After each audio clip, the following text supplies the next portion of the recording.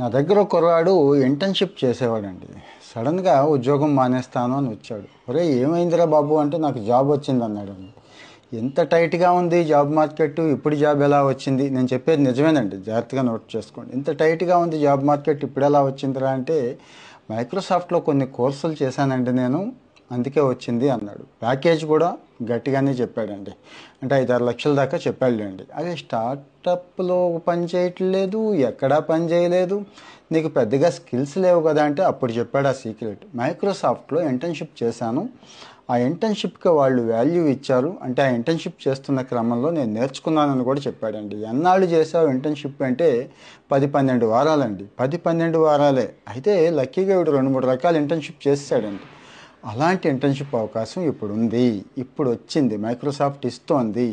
AI, machine learning, data science, IoT, సరదాగా ఉండే ప్రాజెక్టులు కూడా ఇస్తారండి. ఇక్కడ సరదాగా పరిచయం చేస్తారు, సరదాగా ఉండే ప్రాజెక్టులు ఇస్తారు, అంతా ఆన్లైన్లోనే చెప్తారు.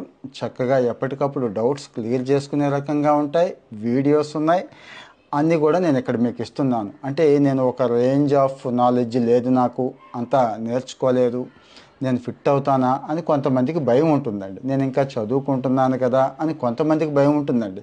ఈ కుర్రాడు అంటే ఓకే చదువు అయిపోయింది, బీటెక్ అయిపోయింది, తర్వాత నేర్చుకున్నాడు. చదువుకునే వాళ్ళు కూడా నేర్చుకోవచ్చు. ఈరోజు ప్రపంచం అంతా దేని వెనకాల వెళుతోంది? ఇప్పుడు చెప్పిన కోర్సులే కదండి. ఏఐ ఉండాల్సిందే డైలీ లైఫ్లో. మైక్రోసాఫ్ట్లో ఎలా నేర్పుతారనేది ఇక మీరు గుర్తుంచుకోండి. కంపెనీలు ఖచ్చితంగా వాల్యూ ఇస్తాయండి, ఇవ్వాలి. ఐఓటీ నేర్పుతున్నారు, డేటా సైన్స్ నేర్పుతున్నారు. ఎన్ని మంచి అవకాశాలు ఉన్నప్పుడు, మైక్రోసాఫ్ట్ లాంటి పార్ట్నర్ దగ్గర నేర్చుకునే అవకాశం ఉన్నప్పుడు వదులుకుంటారా ఎవరైనా?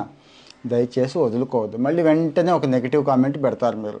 ఎవరికి వస్తున్నాయండి, కొన్ని లక్షల మంది చేశారు కదా, ఈ కోర్స్ చేశారు కదా, చేశారో లేదో నాకు తెలియదు, ఆ కామెంట్ పెట్టిన ఆయన చేశాడో లేదో కూడా నాకు తెలియదు, కానీ కామెంట్ అయితే పెట్టేస్తాడు. దాన్ని చూసి మీరు నెగిటివ్గా ఫీల్ అవ్వకుండా కోర్స్ చేయటం అంటే నేను మళ్ళీ చెప్తున్నాను, కోర్సులో కాస్త లోతుకి వెళ్ళడం, నేర్చుకోవడం, ఫండమెంటల్స్ నేర్చుకున్న తర్వాత మిడ్ లెవెల్, తర్వాత నెక్స్ట్ లెవెల్కి నేర్చుకోగలిగితే ఎవరికైనా అవకాశాలు ఉంటాయండి. అవకాశాలు ఎందుకు ఉండవు? కాకపోతే నేర్చుకోవడానికి బద్ధకం. జస్ట్ సర్టిఫికేట్ చేస్తే చాలు, సర్టిఫికేట్ చేతికి వస్తే చాలు అనుకుంటారు.